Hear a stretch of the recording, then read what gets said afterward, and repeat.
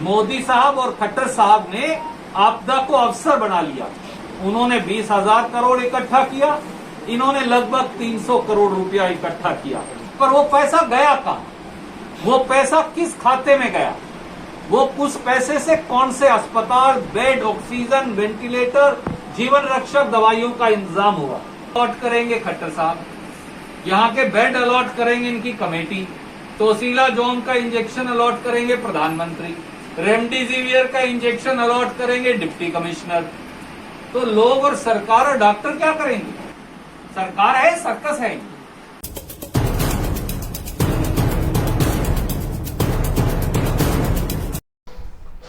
कांग्रेस के राष्ट्रीय महासचिव रणदीप सिंह सुरजेवाला व पूर्व मंत्री अशोक अरोड़ा ने कुरुक्षेत्र के निजी अस्पतालों में डॉक्टरों को पीपीई किट, हैंड सैनिटाइजर की बोतलें व स्पाई सॉल्यूशन भेंट किए।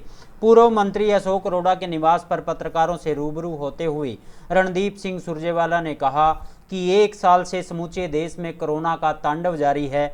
लोग मर रहे हैं, न ऑक्सीजन है, न अस्पताल बेड हैं और न ही जीवन रक्षक दवा लोगों को मिल रही है। रणदीप ने कहा कि मोदी और खट्टर सरकारों ने देश व प्रदेश को भगवान भरोसे छोड़कर अपना पीछा छुड़वा लिया है। सच्चाई तो यह है कि कोरोना की लड़ाई में टैक्स पर टैक्स लगाकर तथा पीएम केयर फंड व हरियाणा मुख्यमंत्री आपदा राहत फंड के माध्यम से सैकड़ों हजारों करोड़ रुपया इकट्ठा कर मोदी व खट्टर सरकारों ने इसे भी आपदा में अवसर बना लिया है। मोदी ने पीएम केयर फंड के माध्यम से और मुख्यमंत्री माननीय मनोहर लाल खट्टर जी ने मुख्यमंत्री आपदा राहत फंड के माध्यम से उन्होंने 20,000 करोड़ इकट्ठा किया, इन्होंने लगभग 300 करोड़ रुपया इकट्ठा किया और आपदा को अवसर बना दिया। मोदी साहब और खट्टर साहब ने आपदा को अवसर बना लिया, पर वो पैसा गया कहां? वो पैसा किस खाते में गया?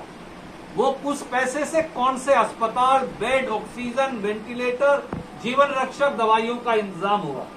इसका कोई चर्चा, कोई बात नहीं।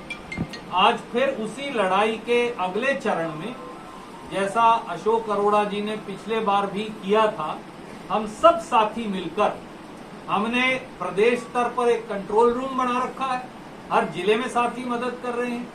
आज हमने जो ये अभियान चलाया है, इसमें हर सरकारी अस्पताल, प्राइवेट अस्पताल और प्राइवेट क्लिनिक तक पीपीई किट्स, उसके साथ साथ हैंड सैनिटाइजर और सोडियम हाइपोक्लोराइड का सॉल्यूशन देंगे। बहुत जल्द मैंने अरोड़ा साहब से एक वादा और किया है, करवाएंगे तो भाई साहब और उनके साथी, अपने कार्यकर्ता सारे जो कुरुक्षेत्र शहर के लिए चार्ली टोर्नेडो मशीन छिड़काव के लिए और उसके साथ साथ कुरुक्षेत्र शहर के लिए सोडियम हाइपोक्लोराइड, ताकि हर गरीब और अच्छे मोहल्ले के अंदर सोडियम हाइपोक्लोराइड का सरकारी छिड़काव जो नहीं हो रहा वो हम करेंगे। अशोक अरोड़ा जी के नेतृत्व में हम ये करेंगे। बहुत जल्दी ये मशीन भी भेजेंगे। इस समय वो मशीन कैथल में चल रही है और कैथल से पेवा इत्यादि करते हुए हम उसको यहाँ भेजने लग रहे हैं। तीसरा, एक फ्री ऑक्सीजन सेवा। पूरे प्रांत में ऑक्सीजन उपलब्ध क्यों नहीं?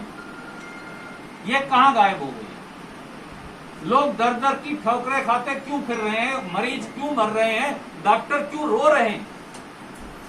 ऑक्सीजन के बारे में एक आपको यूनिक बात मैं बताता हूं। इन्होंने एक ऐसा ऑर्डर पास किया है कि नॉन कोविड पेशेंट के लिए ऑक्सीजन नहीं देंगे। क्यों?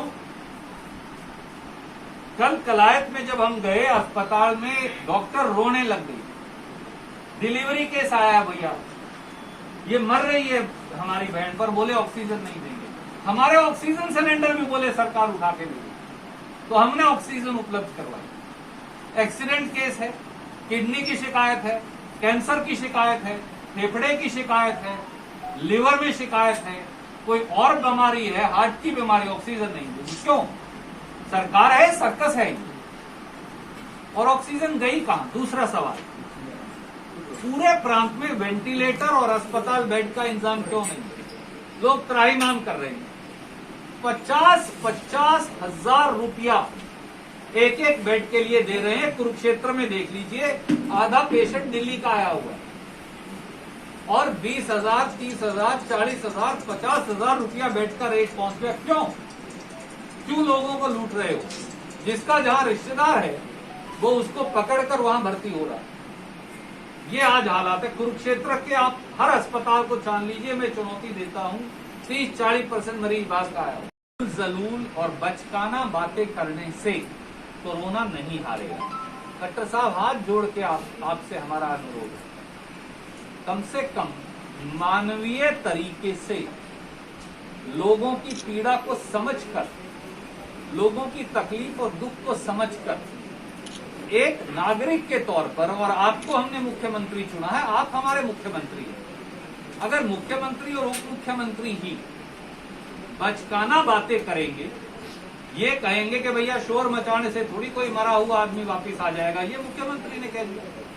जीत गए तो 7 घंटा अस्पताल में मरीज और लोग तड़पते। करनाल के अस्पतालों की खुद के इलाके में क्या हालत है आपसे छुपी हुई नहीं, आपने लिखा है बार बार।